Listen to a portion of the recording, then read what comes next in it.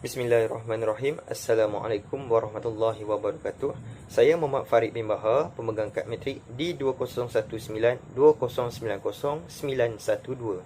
Saya akan membentangkan tentang kajian kami dalam subjek KPP 3014, Pelajaran dan Perkembangan Pelajar, di bawah bimbingan Dr. Nurul Huda binti Mak Hassan. Tajuk kajian kami ialah berkaitan antara personaliti pelajar dengan sistem pembelajaran semasa pandemik. Berikut merupakan senarai ahli kumpulan kami. Yang pertama, Nurin Jaslin binti Muhammad Rusdi. Yang kedua, Nur Marlia binti Nordin. Yang ketiga, Zimmatun Nur binti Pahwazul Khair. Yang keempat, Siti Zanatun Naimah binti Kamaruddin.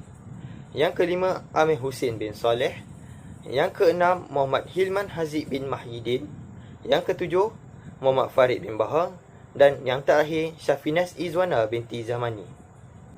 Seterusnya, pengenalan kajian. Menurut Alport, personality ialah satu organisasi dinamik berkaitan dengan sistem psikofizikal dalam diri individu yang akan menentukan penyesuaian tertentu ke atas persekitaran. Personaliti ini merupakan sesuatu yang berubah dan berkembang serta bukan sesuatu yang statistik. Terdapat 4 teori personaliti utama, iaitu teori psikoanalisis, sifat, behaviorisme dan psikologi kognitif. Teori psikoanalisis merupakan personaliti yang paling berhubungan dengan menimbulkan ketegangan satu sama lain, dan ia menggambarkan bagaimana konflik berlaku dan mempengaruhi tingkah laku seseorang. Terdapat 3 sistem dalam minda manusia, iaitu ID, ego dan superego. Teori sifat adalah organisasi yang dinamik dalam sistem psikofizikal individu yang menentukan ciri-ciri pemikiran dan tingkah laku. Teori behaviorisme merupakan personaliti yang hanya sah jika memenuhi berbagai syarat. Contohnya, ia tidak menerima personaliti atau diri yang mengarahkan tingkah laku. Teori psikologi kognitif merupakan tingkah laku manusia yang memahami gaya dan tingkah laku dan perhubungan individu itu sendiri. Seterusnya, objektif kajian. Objektif kajian kami yang pertama ialah mengenal pasti keperluan pelajar belasan tahun untuk mencari pekerjaan. Yang kedua, menganalisa penyebab pekerjaan membentuk kekeliruan identiti pelajar. Yang ketiga, menguraikan perbezaan pengurusan masa pelajar sebelum dan semasa pandemik COVID-19. Yang keempat, menguraikan bagaimana pengurusan masa pelajar memberi impak kepada personaliti mereka. Yang kelima, menganalisa kaedah guru bagi menggalakkan pelajar meneroka bidang yang sesuai dengan identiti. Yang keenam, mengenal pasti cabaran dari kaedah mengatasi situasi yang diharapkan oleh para pendidik dalam menghadapi situasi pandemik di sekolah. Yang ketujuh, mengetahui kaedah dan inisiatif para guru dalam meningkatkan semangat dan minat para pelajar untuk mengikuti PDPR. Dan objektif kami yang terakhir ialah mengumpul maklumat dari pengalaman seseorang guru berkaitan pembelajaran atas talian. Berikutnya ialah metodologi kajian. Metodologi kajian yang kami gunakan dalam kajian ini ialah kaedah temu bual. Dalam menyempurnakan tugasan ini, kami telah menggunakan kaedah temu bual. Kaedah tersebut diperoleh daripada responden kumpulan kami yang terdiri daripada seorang guru lelaki. Tempoh kami menjalankan temu bual ini adalah selama 1 jam 15 minit. Kami mempunyai 8 soalan dan 8 jawapan yang berbeza-beza. Jawapan-jawapan itu berjaya menjawab kesemua persoalan yang kami ajukan. Sedikit sebanyak, jawapan itu membantu kami untuk menyempurnakan kajian ini. Assalamualaikum warahmatullahi wabarakatuh kepada Dr. Nurul Huda dan rakan-rakan sekalian. Nama saya Syafinas Izwana binti Zamani yang memegang nombor matrik D2019-2090-918. Okey, bahagian saya akan menerangkan bahagian dapatan kajian. Untuk bahagian dapatan ini, saya akan ringkaskan yang mungkin. Okey, baiklah. Kita pergi kepada dapatan yang pertama. Pada objektif pertama, kita ketahui kita akan mengenal pasti keperluan pelajar belasan tahun untuk mencari pekerjaan. Soalan yang ditanyakan oleh guru pertama iaitu saya sendiri yang berbunyi, mengikut teori psikososial Erikson, terdapat 8 jenis peringkat perkembangan jangka hayat manusia. Antaranya ialah peringkat identiti lawan kekeliruan identiti. Pada peringkat ini dijelaskan bahawa mereka perlu diberi kebenaran untuk meneroka pelbagai bidang untuk mencapai identiti. Pada pendapat cikgu, perlukah pelajar belasan tahun mencari pekerjaan sambilan pada musim pandemik ini? Jawapan yang diberikan oleh responden ialah tidak perlu. Seorang pelajar tidak mempunyai ruang untuk mencari pekerjaan kerana identiti yang hendak diwujudkan itu bukan dalam pekerjaan lagi. Identiti yang hendak diwujudkan itu masih berada di alam persekolahan. Jadi apa yang mereka buat ini, kemungkinan besar kekeliruan identiti akan berlaku. Contohnya, kalaulah mereka mencari pekerjaan sebagai pam minyak, adakah pekerjaan itu dibawa hingga ke akhir hayat? Jadi teori Erikson ini tidak sesuai. Untuk dapatan kajian yang kedua, objektif kedua ialah untuk menganalisa penyebab pekerjaan membentuk kekeliruan identiti pelajar itu. Okey, untuk dapatan ini, Cikgu Zimatun telah bertanya kepada responden yang berbunyi, adakah dengan pekerjaan tersebut dapat membentuk kekeliruan identiti pelajar itu dan mengapa? Jadi, jawapan yang diberikan oleh responden ialah ya, kerana berlaku konflik emosi dan sosial ataupun persekitaran remaja itu sendiri untuk membesar. Ibu bapa sudah tidak mempunyai peranan yang dominan dalam pembentukan anak-anak. Jadi dalam kerajaan persekitaran memainkan peranan penting.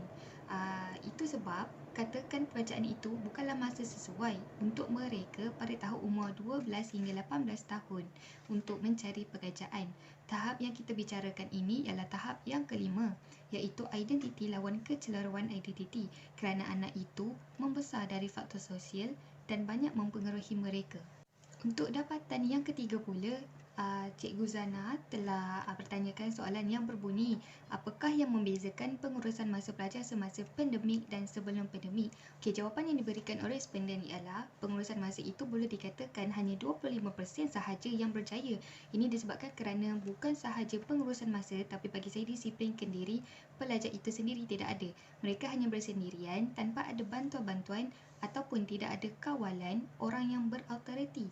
Jika di sekolah, orang yang berautoriti itu ialah guru ataupun boleh katakan kawan-kawan yang dilantik sebagai mentor mereka. Jadi, ketiga-tiga dapatan ini telah menjawab kepada objektif yang dinyatakan. Untuk dapatan yang keempat, iaitu dapatan yang mengenai menghurai bagaimana pengurusan masa pelajar memberi impak kepada personaliti mereka. Jadi, Cikgu Farid telah bertanyakan soalan yang berbunyi, boleh cikgu jelaskan bagaimana pengurusan masa pelajar ini memberi impak kepada personaliti mereka? Jadi apa jawapan responden? Okey, salah satu daripada jawapan responden ialah oleh kerana pengurusan masa mereka hanya 25%, jadi anak-anak lebih kepada media sosial sehingga kebanyakannya sehingga lewat malam. Jadi bila disebutkan personaliti mereka memberi kesan kepada identiti mereka, perkara ini pernah disebut oleh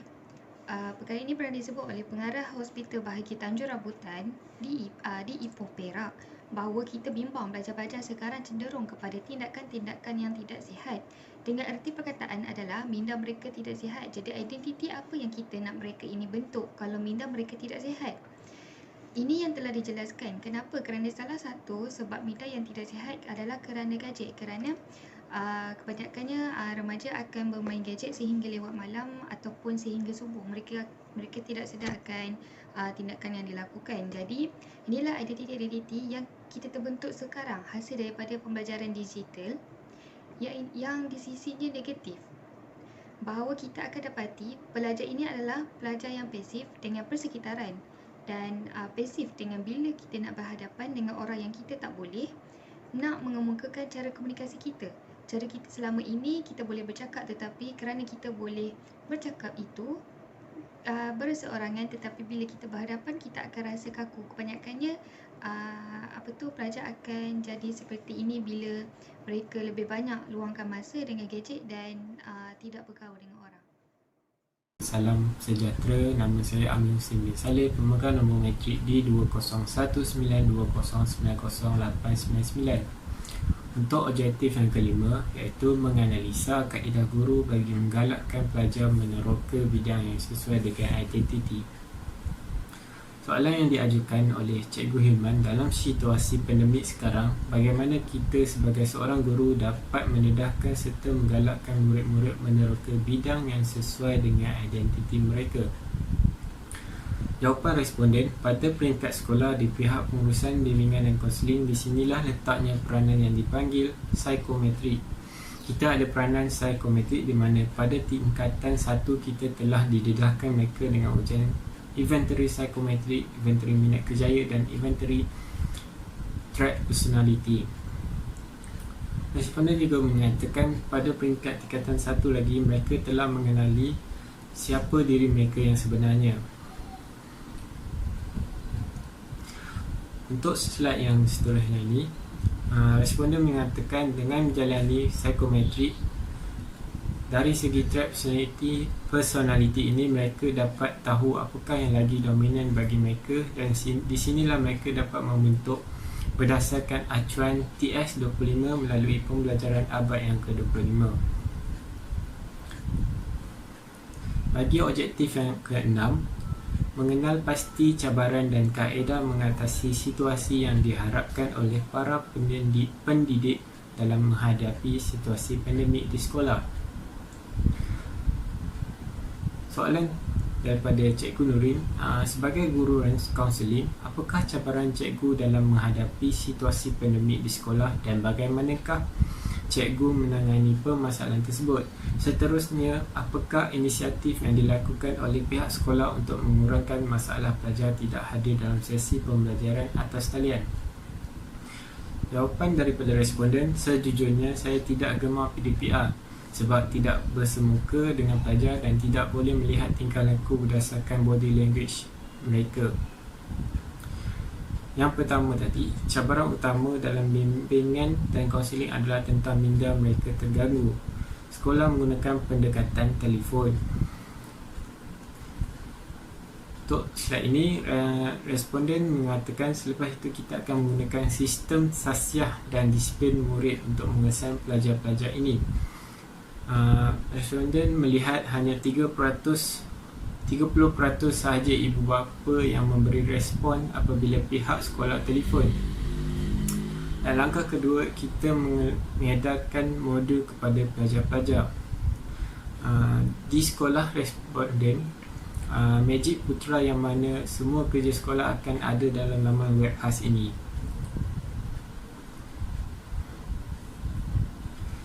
Seterusnya, responden juga mengatakan jadi pihak sekolah telah menggunakan budi bicara menggunakan pendekatan menelefon semua pelajar, terutama pelajar-pelajar yang gagal secara langsung. Sebagai contohnya, pelajar-pelajar yang langsung tidak hadir ke PDPR.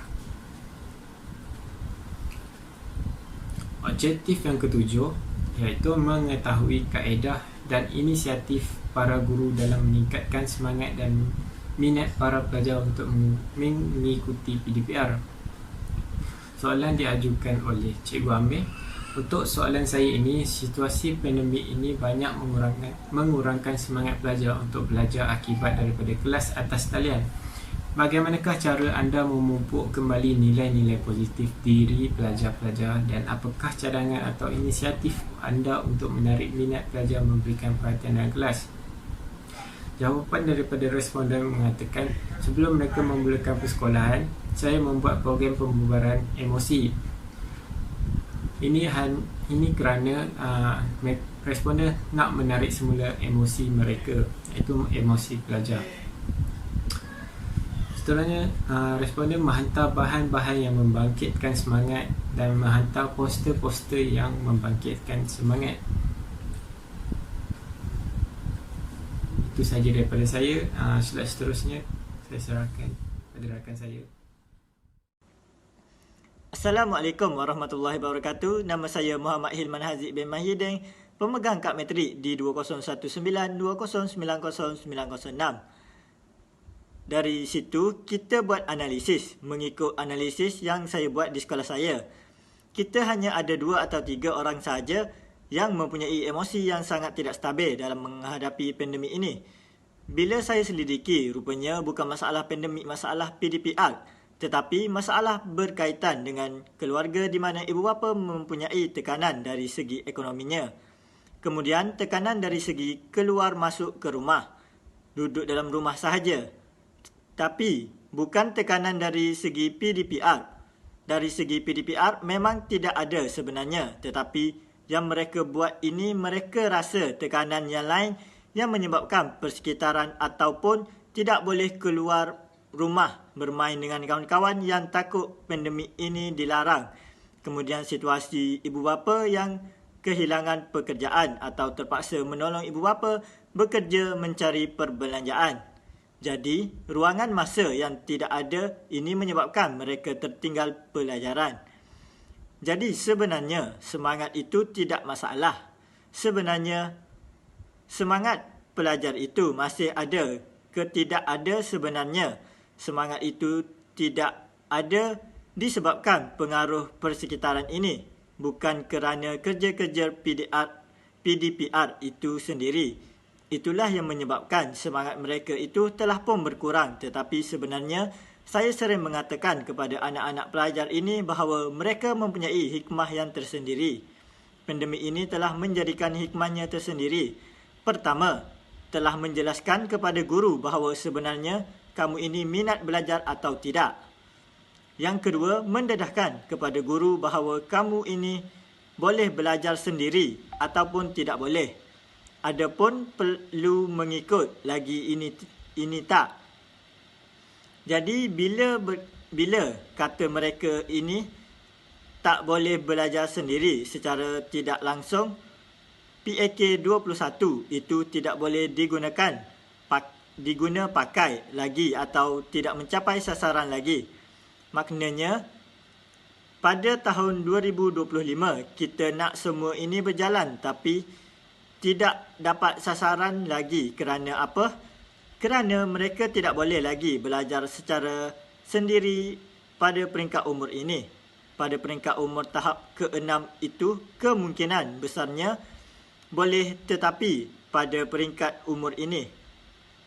Faktor utama sekali pada awal fasa yang kelima ini, anak-anak masih lagi sikap kebergantungan yang tinggi kepada guru. Kemudian kalau dalam soal ini juga itu, bagaimana semangat kita telah melantik anak-anak yang mempunyai pendidikan yang hebat di sekolah, yang mempunyai band yang tinggi di sekolah sebagai guru muda. Ada sekolah yang katakan guru penolong guru muda. Jadi semangat mereka tetap tinggi tapi hanyalah sebahagian bagi pelajar-pelajar yang tidak berminat itu, sebab dalam satu kajian yang saya lakukan semasa saya belajar dahulu, iaitu kesediaan ibu bapa dalam menghantar anak-anak ke sekolah, bukan sekadar untuk hantar ke sekolah, tetapi perlu menyediakan anak-anak itu dari rumah untuk bersekolah, untuk belajar. Sebab tu saya kata baru-baru ini, pelajar baru ini, di antara pelajar-pelajar ini 25% sahaja yang betul-betul datang ke sekolah nak belajar.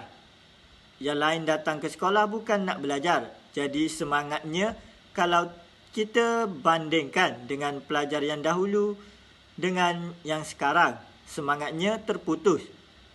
Dengan pandemik ini semangat mereka berkobar-kobar nak belajar di sekolah, kemudian kena PDPR, terputus sebenarnya. Jadi semangatnya terputus, walaupun pada hakikatnya kita telah bagi tahu sebelum lagi PDPR, kita dah bagi tahu, okey, kamu bersedia untuk PDPR ini, kesinambungan di antara rumah dengan sekolah. Itu sebab dalam TS25 dikatakan bahawa kita nak hidupkan pada di sekolah wujudkan persekitaran pembelajaran yang bermakna. Bilik fun learning untuk persekitaran pembelajaran yang bermakna. Maknanya, kalau di sekolah kita ada fun learning, tapi di rumah ada ke fun learning ni? Jadi di sekolah, pelajar ini dah bersemangat. Bila balik rumah, tak bersemangat sebab apa? Beliau adanya situasi fun learning. Tidak ada yang suasana yang kondusif. Jadi bila kerana situasi mereka seronok di sekolah, tiba-tiba di rumah, memang semangat mereka akan pudar. Bagi pelajar-pelajar yang mempunyai cita-cita yang cukup besar, yang tidak besar, yang tidak tinggi, sekadar belajar dan bertanya, apa cita-cita kamu? Tunggulah result. Jadikan pelajar-pelajar inilah yang menyebabkan pastinya mereka tidak bersemangat dan beralih kepada perkara yang lebih menarik. Okey, di sini setiap perkara ini kita melalui WhatsApp group. Kita sering mengingatkan pelajar itu sahaja yang kita boleh lakukan. Kalau pelajar-pelajar yang berada dalam persekitaran yang terlalu teruk, pihak sekolah terpaksa berkunjung ke rumah untuk melihat. Sebab apa? Daripada pendapatan saya baru-baru ini, ada keluarga yang mengatakan bahawa internet tidak ada di rumah. Jadi sebab saya terpaksa membuat satu janji temu. Saya akan berada di sekolah pada jam yang dipersetujui keluarga tersebut. Sila datang. Jadi antara perkara-perkara ini yang kita dapat, kita boleh buat. Begitu juga dengan pelajar-pelajar ini. Kalau tak ada apa, cadangan yang kita lakukan ialah kalau mereka tak ada inisiatif untuk datang juga ke sekolah, kita terpaksa pergi ke rumah. Yang ini kita panggil program ziarah cakna.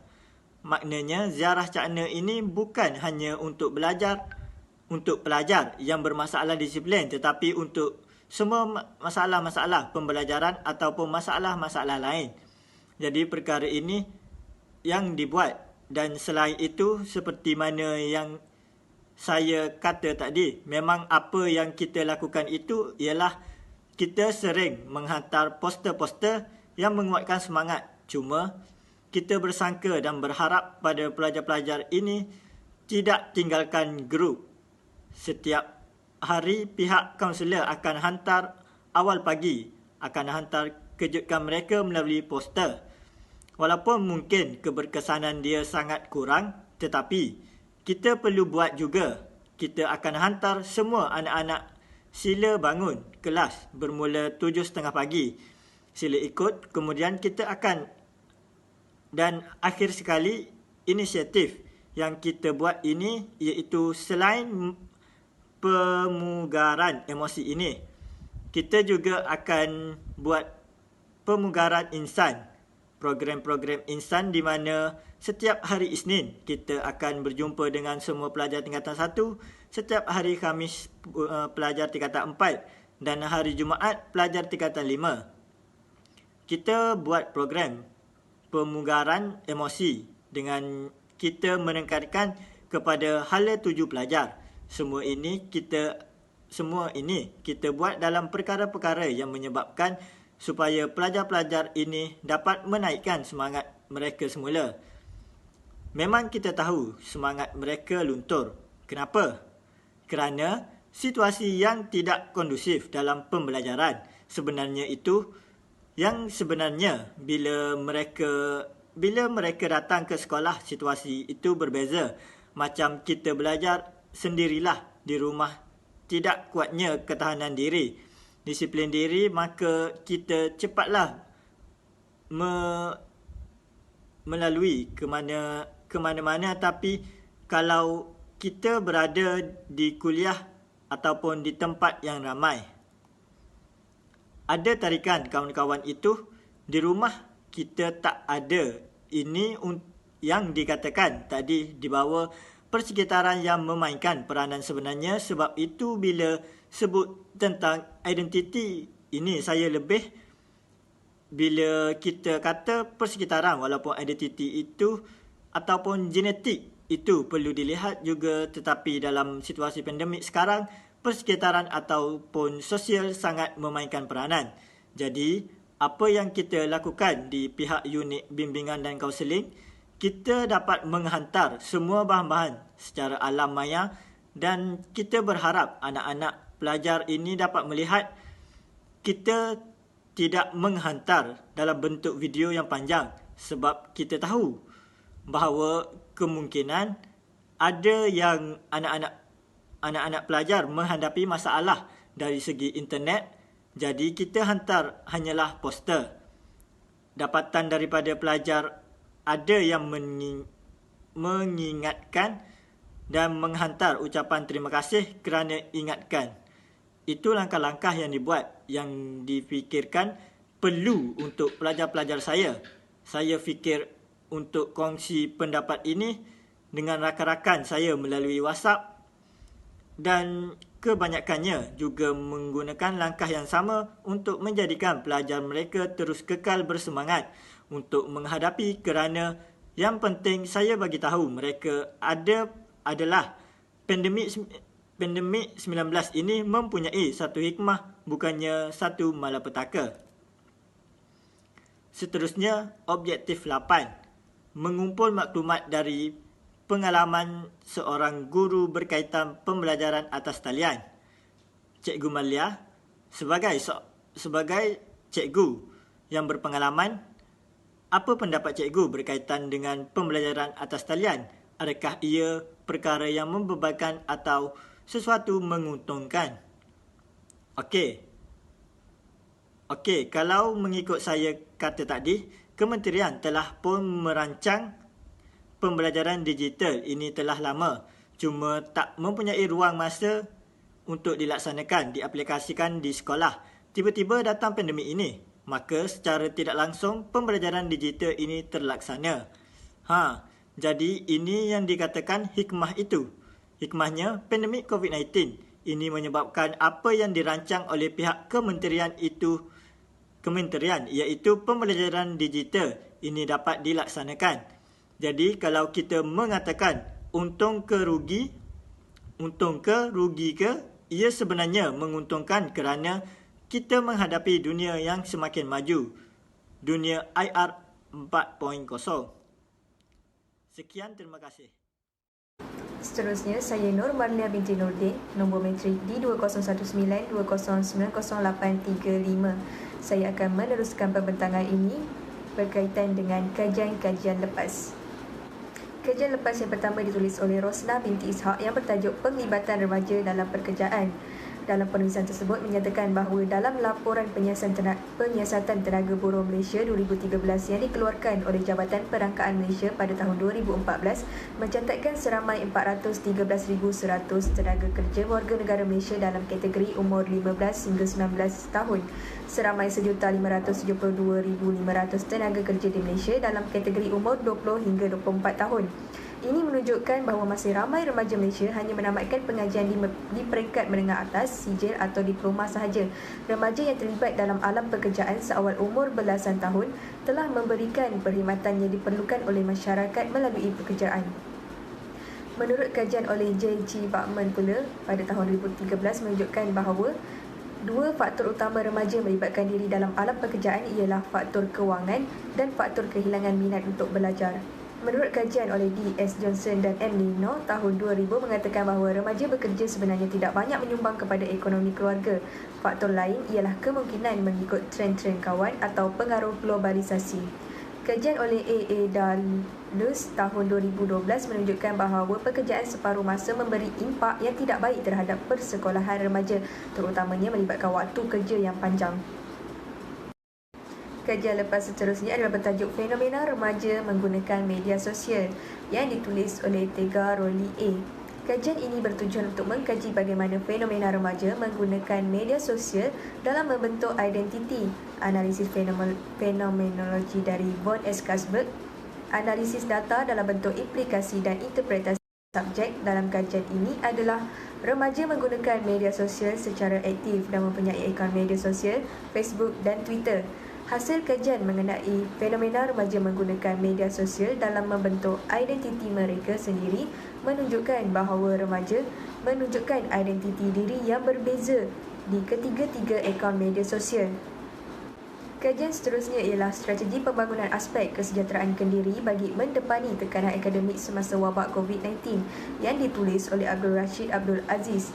Kajian ini adalah bertujuan untuk meninjau cabaran pembelajaran dalam talian dalam kalangan pelajar, impak tekanan akademik terhadap kesejahteraan kendiri dan strategi daya tindak yang boleh diaplikasikan oleh pelajar, iaitu teori kesejahteraan psikologi atau Psychological Wellbeing (PWB) telah diadun bersama teori transaksional tekanan dan daya tindak Lazarus dan Fortman bagi merukai permasalahan yang wujud ini. Dapatan kajian menunjukkan terdapat pelbagai faktor dalaman dan luaran yang menjadi cabaran terhadap pembelajaran dalam talian yang memberi natijah terhadap tekanan akademik. Seterusnya, kajian bertajuk Impak Negatif Teknologi Moden dalam Kehidupan dan Perkembangan Kanak-kanak hingga Usia Remaja yang ditulis oleh Nakuyah Nahah, Sahrul Nizam Sangi, Darsiah Anak Perempuan Banir Shalvam, Nur Hidayu Rosli dan Abdul Hafiz Abdullah. Kajian ini mengupas isu bagaimana ledakan teknologi membawa kesan negatif dalam kehidupan kanak-kanak hingga remaja yang merupakan aset penting kepada masa depan negara. Kajian ini menunjukkan bahawa penggunaan teknologi moden yang tidak terkawal telah memberi kesan negatif kepada perkembangan fizikal dan otot, kemahiran interpersonal serta kemerosotan prestasi akademik. Kajian ini juga mencadangkan beberapa garis panduan kepada ibu bapa untuk mencari penyelesaian terbaik bagi menangani penggunaan teknologi yang tidak terkawal dalam kalangan anak-anak mereka. Bagi kajian yang bertajuk Pandangan Guru Terhadap Pembelajaran dalam Talian melalui Pendekatan Home-Based Learning (HBL) semasa tempoh pandemik COVID-19 yang ditulis oleh Siti Nurbaizura Cik Azizan dan Nur Faradila Muhammad Nasri. Kajian ini dijalankan bertujuan untuk meneroka pandangan guru terhadap pembelajaran dalam talian melalui pendekatan HBL semasa tempoh pandemik COVID-19. Hasil kajian menunjukkan bahawa guru memberi pandangan yang positif terhadap pembelajaran secara atas talian semasa pandemik ini. Guru-guru juga bersedia untuk melaksanakan pembelajaran dalam talian dengan menggunakan modul yang bercetak dan bahan pembelajaran yang terdapat di internet seperti YouTube meskipun berhadapan dengan pelbagai cabaran. Cabaran yang dihadapi ialah kesukaran guru mewujudkan komunikasi dua hada dengan pelajar, kurangnya sokongan pembelajaran daripada ibu bapa dan penjaga dan kurang pengetahuan serta kemahiran guru untuk melaksanakan pembelajaran dalam talian. Kemudian, kajian bertajuk Faktor-faktor yang mempengaruhi salah laku pelajar dan hubungannya dengan personaliti pelajar yang ditulis oleh Sharifah Rauzah binti Said Junid. Maklumat kajian ini adalah untuk mengenal pasti hubungan antara punca salah laku pelajar yang dipengaruhi oleh rakan sebaya dan iklim sekolah dengan profil personaliti pelajar.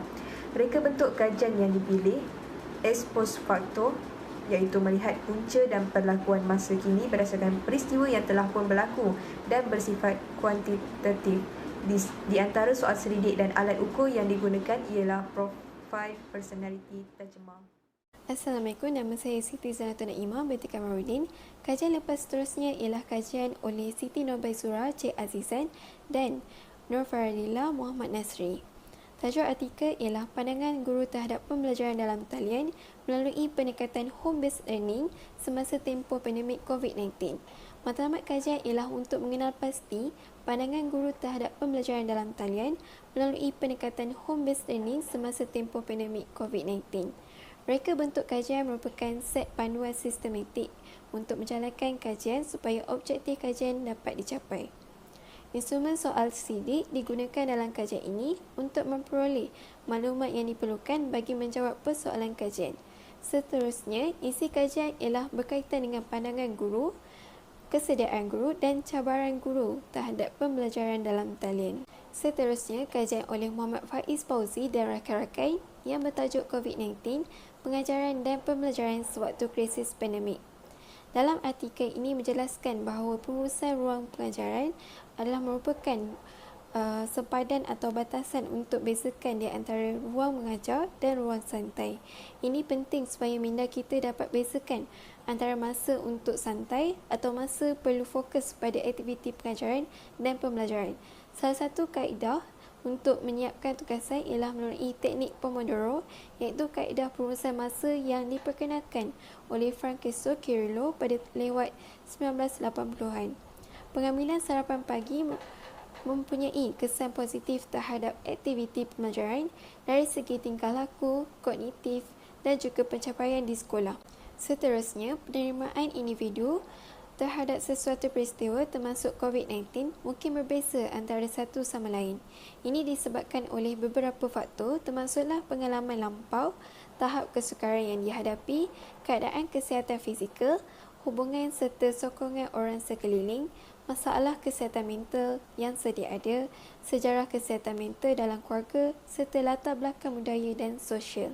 Kajian oleh Zakaria Stapa dan rakan-rakan mengenai faktor persekitaran sosial dan hubungannya dengan pembentukan jati diri membincangkan faktor-faktor persekitaran sosial yang boleh mempengaruhi pembentukan jati diri setiap individu.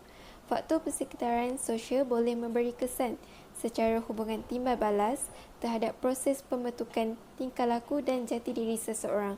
Faktor persekitaran sosial yang dikenal pasti memberi kesan yang cukup signifikan dalam pembentukan jati diri individu adalah terdiri daripada ibu bapa, rakan sebaya, sekolah dan guru serta media massa. Kajian lepas seterusnya oleh Anis Khadijah Ahmad Syazilia iaitu mengenai hubungan di antara gaya ikatan attachment anak-anak dengan ibu bapa dan kepuasan hidup dalam kalangan remaja di sekolah kluster. Objektif utama dalam kajian ini adalah untuk mengenal pasti hubungan di antara gaya ikatan remaja terhadap ibu bapa dan kepuasan hidup. Instrumen kajian yang digunakan dalam kajian ini adalah menggunakan The Inventory of Parent and Peer Attachment (IPPA) dan Multi-Dimension Students Life Satisfaction. Dapatan kajian juga menunjukkan bahawa gaya ikatan yang selamat mempunyai hubungan korelasi positif dan gaya ikatan yang tidak selamat mempunyai korelasi negatif dengan tahap kepuasan hidup. Dan ini selari dengan teori Erikson. Peringkat kelima, remaja sedang menghadapi kekeliruan dalam mencari dan membentuk identiti dirinya sendiri. Oleh sebab itu, pada peringkat ini pentingnya kepada gaya ikatan yang akan membimbing kepada pencarian yang betul. Kajian yang seterusnya mengenai pengaruh media massa terhadap penampilan akhlak pelajar Islam Politeknik Malaysia. Tujuan kajian ini adalah untuk mengenal pasti hubungan antara media pendedahan dan gaya hidup pelajar Muslim di Politeknik. Kajian ini dilakukan secara kuantitatif di kalangan 397 pelajar di Politeknik terpilih di Malaysia. Data soal CD adalah dianalisis secara deskriptif dan penemuan ini juga melaporkan bahawa para pelajar tersebut terpengaruh oleh media massa. Oleh itu, implikasi kajian ini menunjukkan bahawa para pelajar khususnya harus memilih program yang sesuai dan diuruskan masa mereka dengan berkesan semasa menggunakan media massa. Akhir sekali, kajian yang dilakukan oleh Hafizah binti Abdul Hamid iaitu kaitan antara hubungan dengan ibu bapa, pengaruh rakan sebaya, identiti diri, esteem diri dan tingkah laku di lingkungan dalam kalangan pesalah juvenil. Kajian ini bertujuan untuk mengenal pasti berkaitan antara faktor hubungan dengan ibu bapa, pengaruh rakan sebaya, identiti diri dan esteem diri dengan tingkah laku di lingkungan dalam kalangan pesalah juvenil. Identiti diri dibahagikan kepada dua bahagian iaitu identiti diri dalam konteks kebergantungan diri terhadap keluarga dan identiti diri dalam konteks kebergantungan diri terhadap rakan-rakan. Kajian ini mendapati responden yang terlibat dengan tingkah laku di lingkungan mempunyai pengaruh rakan sebaya yang kuat dan negatif. Assalamualaikum dan salam sejahtera buat Dr. Nurul Huda dan rakan-rakan sekalian. Saya Zimatun Nur binti Fawazul Khair bernombor metrik D20198908444 akan membentangkan bahagian perbincangan dapatan kajian yang telah kami perolehi sepanjang kajian yang kami lakukan. Setelah dikaji dan diteliti kesemua maklumat yang kami perolehi, terdapat 3 perkara utama yang menjadi tumpuan dalam hasil perbincangan kami iaitu pertama, faktor yang mempengaruhi pembentukan identiti remaja. Kedua, kesan-kesan terhadap personaliti pelajar ketika pandemik COVID-19. Ketiga, cabaran PDPR ketika pandemik COVID-19. Saya akan kupas perbincangan mengenai faktor-faktor yang mempengaruhi personaliti remaja, iaitu persekitaran yang terdiri daripada ibu bapa, rakan sebaya, media massa dan media sosial. Okey, seterusnya adalah faktor persekitaran. Teori pembelajaran sosial Bandura 1997 turut menekankan tentang peranan persekitaran dalam pembentukan pribadi manusia. Menurut teori ini, masyarakat yang mendefinisikan tugas dan peranan remaja serta norma-norma yang berkaitan dengan tingkah laku.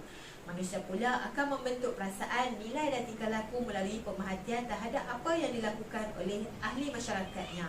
Bandura 1997 juga berpendapat kanak-kanak dan remaja banyak belajar melalui peniruan. Menurutnya, tingkah laku remaja terhasil akibat daripada pengalaman pengasuhan kanak-kanak. Kanak-kanak tidak berkembang di dalam sebuah vacuum. Perkembangan kanak-kanak dipengaruhi oleh perhubungan sosial di dalam keluarga, kejiranan, komuniti, negara dan dunia tempat mereka tinggal dan dibesarkan.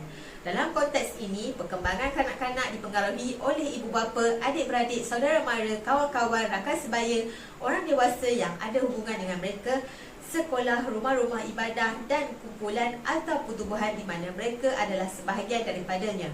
Pola pengaruh sosial ke atas kanak-kanak seperti yang dimaksudkan di atas telah digambarkan oleh dalam Bronfenbrenner 1979 dalam model ekologikal, iaitu terdiri daripada mikrosistem, mesosistem, eksosistem dan makrosistem. Seterusnya adalah faktor ikatan ibu bapa. Hubungan antara remaja dan ibu bapa merupakan perkara yang sangat penting kerana kajian lepas membuktikan bahawa gaya ikatan attachment kanak-kanak terhadap ibu bapa adalah langkah pertama dalam melahirkan identiti seorang individu itu yang terdiri daripada pelbagai jenis keluarga dan budaya.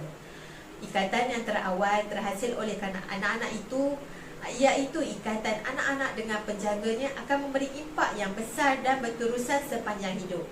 Menurut model perkembangan psikososial Erikson, seorang remaja adalah peringkat pembentukan identiti di mana remaja tersebut akan mengalami kekeliruan dalam pembentukan tersebut.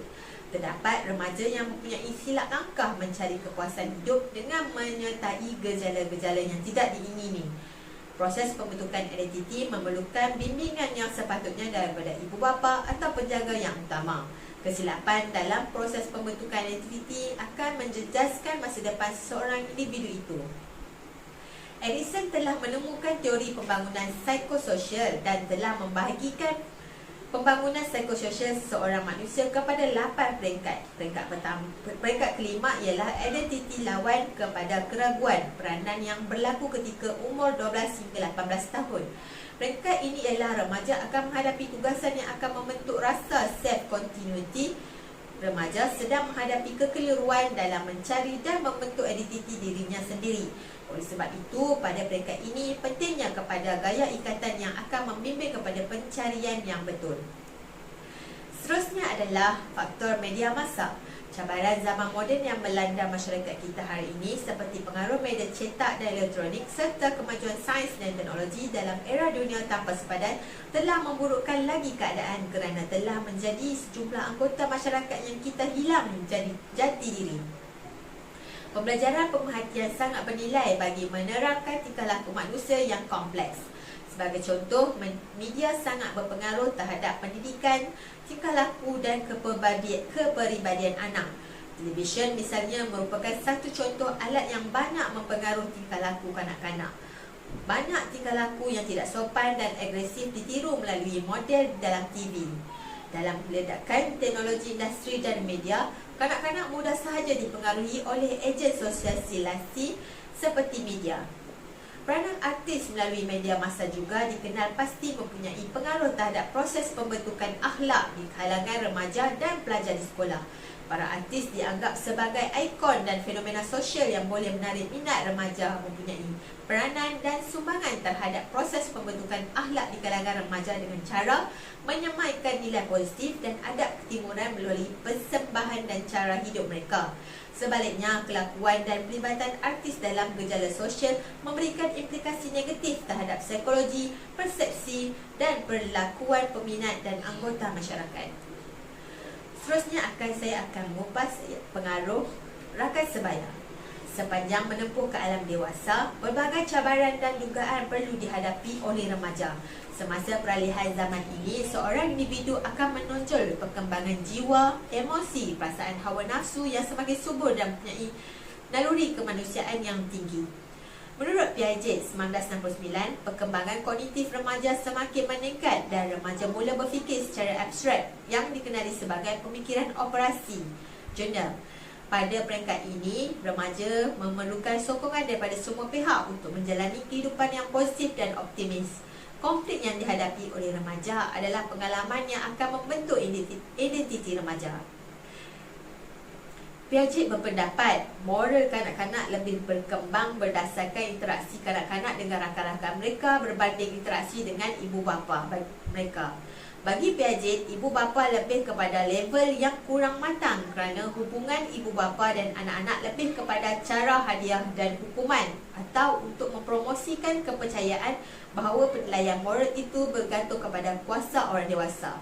Manakala rakan-rakan pula lebih mengutamakan pertukaran reciprocity dan hak kesamarataan antara mereka untuk mempertahankan perhubungan sosial mereka. Baiklah, nama saya Nurin Jazli binti Muhammad Rushdi. Nombor matrik saya adalah D201920908819. Kini saya ingin menyambung pembentangan daripada rakan saya tadi. Okey, seterusnya adalah faktor media sosial, yang mana apabila para pelajar didedahkan media sosial dengan terlalu lama, mereka akan menyebabkan pelajar berasa kekok apabila mereka berhadapan dengan dunia luar dan menyebabkan minda mereka lebih menjadi tidak sihat, boleh dikatakan sempit kerana mereka tidak tahu bagaimana untuk bergaul dan juga bersosial dengan orang luar. Seperti yang telah dinyatakan pada isi yang kedua, iaitu gadget menyebabkan identiti pelajar yang terbentuk ialah identiti keseorangan, yang mana mereka akan berasa kekok dan agak sukar untuk mereka bersosial dan juga berkawan secara bersemuka apabila mereka berada di luar. Seperti mana yang telah dinyatakan pada peringkat yang kelima dalam teori Erikson, yang mana seseorang itu perlu meneroka dengan pelbagai bidang untuk mencapai identiti yang sihat dan akan membentuk kecelaruan identiti sekiranya tidak dapat meneroka peranan yang berbeza. Apabila para pelajar terlalu fokus kepada media sosial dan mereka terlalu terpengaruh dengan media sosial, ini akan menyebabkan tumbuh besaran mereka terbantut secara automatik.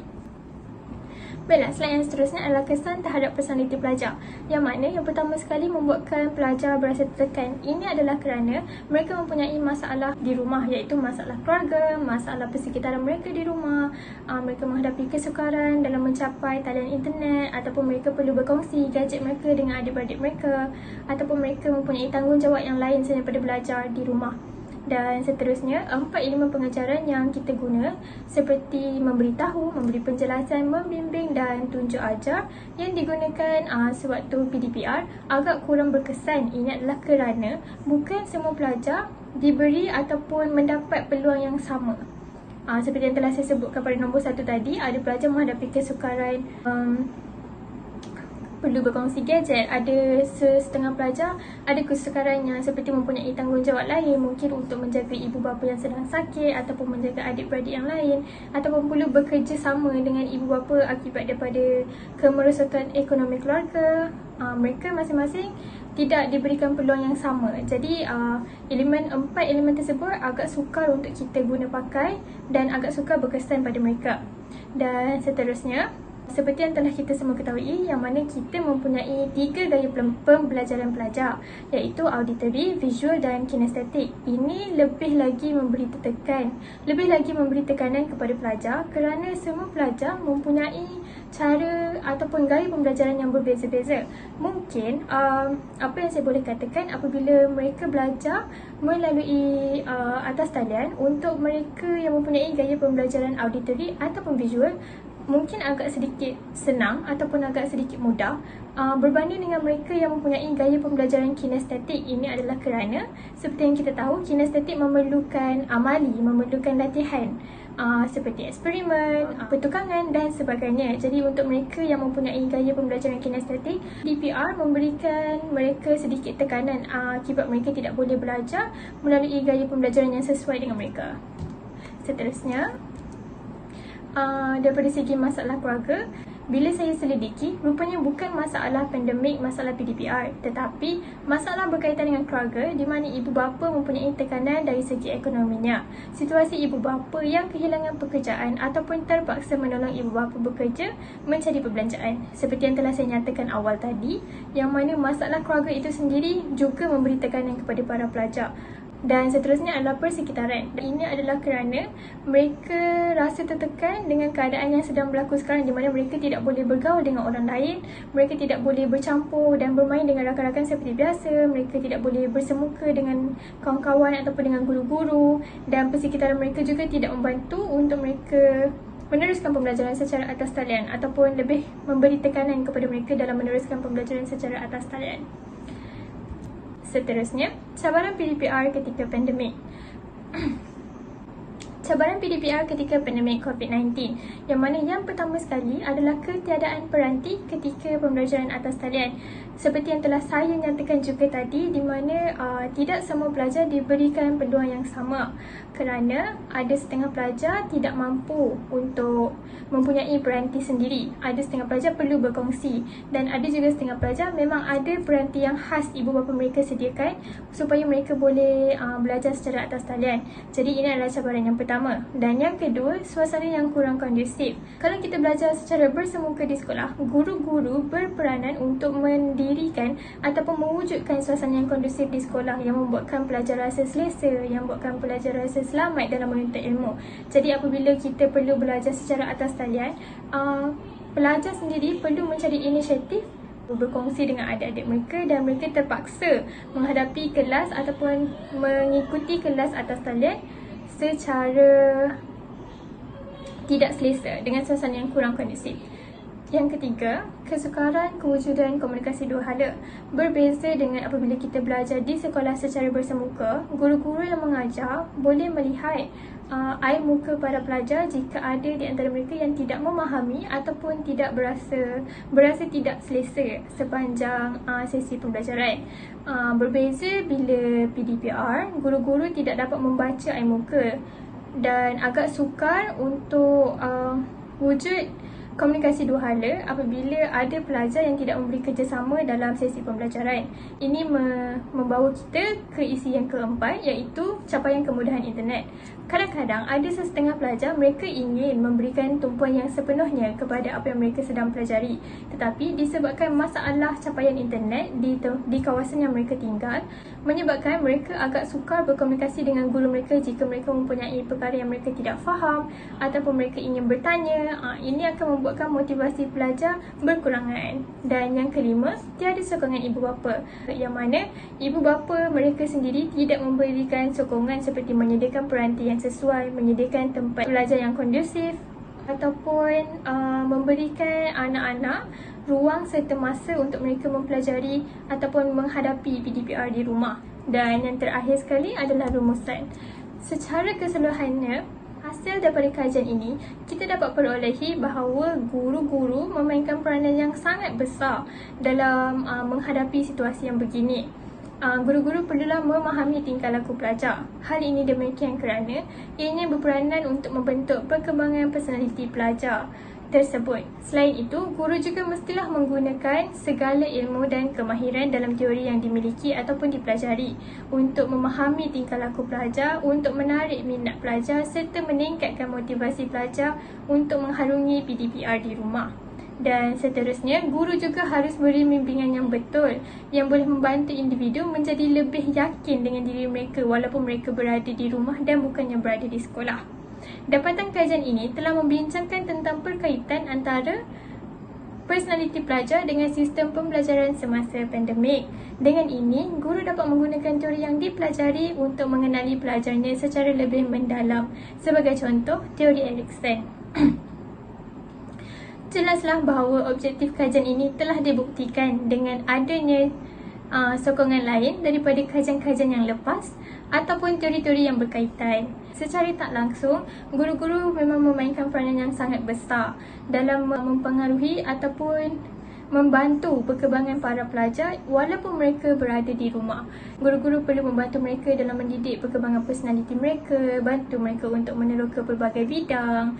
Kerana seperti yang telah dinyatakan oleh Erikson, bahawa kita sekarang untuk para pelajar di sekolah menengah, mereka berada di peringkat identiti ataupun kecelaruan identiti, lawan dengan kecelaruan identiti. Jadi peranan guru, ibu bapa sangatlah penting bagi para pelajar yang sedang berada di fasa ini, kerana mereka memerlukan orang-orang di sekeliling untuk memberikan sokongan kepada mereka supaya mereka mempunyai identiti yang bagus serta mempunyai perkembangan yang sihat. Baiklah, sekian sahaja daripada kumpulan kami. Terima kasih.